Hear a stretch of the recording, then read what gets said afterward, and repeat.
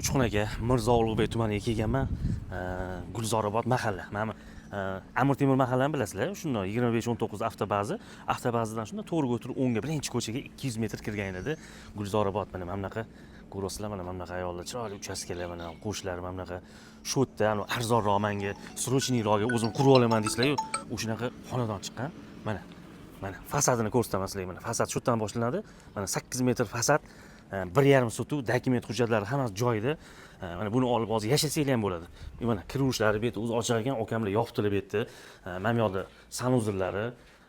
Endi mana bu yoqda endi oshxona.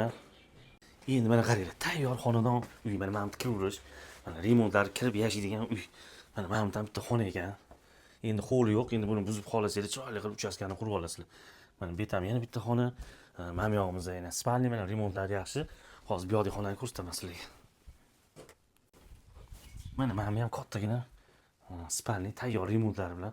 Xohlasanglar shundoq olib mana shu xonadonda kirib yashasanglar bo'ladi. Xohlasanglar shartta buzib turib 2 qavat qilib chiroyli uchastka qurib olsa bo'ladi. Xullas, narxiga kelamiz. Qurib sotadigan bolalar o'zi 75 ga so'rabdi. Yo'q degan ekanlar, akam 80 ming bo'lsa berib yuboraman deyapti. Tez aloqaga chiqinglar. Pastda egalari nomeri, bunaqa kichkina sotuv yerlar, bunaqa joylarda hadib chiqurmaydi, ulgurganlar ulgurdi endi, tamom.